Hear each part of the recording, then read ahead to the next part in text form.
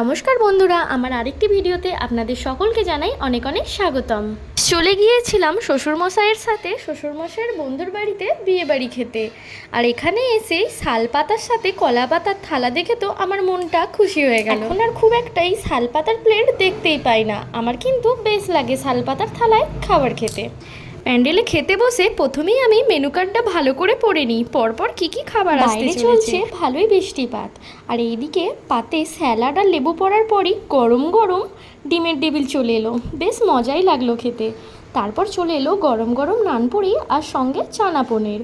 আমি আবার নানপুরি খেতে বেশ ভালোবাসি, তাই পরপর দুটো নানপুরি নিয়ে খেয়ে নিলাম। দুটো নানপুরি খেতে খেতে এক রাউন্ড ভাত ঘুরে গেছে। আমি তখন ভাত নিইনি, তাই পাতে আমার প্রথমেই একদিকে চিলি চিকেন আর একদিকে মাটন পড়ে গেল, আর তারপরে ভাত নিয়ে নিলাম। এখন এই ভাতের সাথে একদিকে চিলি চিকেন আর মাটন কোনটা শুরু করব সেটা বুঝতেই পারছিলাম না। যাই হোক, দুটোই খেয়ে নিলাম। তারপরে চলে এলো এক এক করে চাটনি, পাঁপড়, মিষ্টি।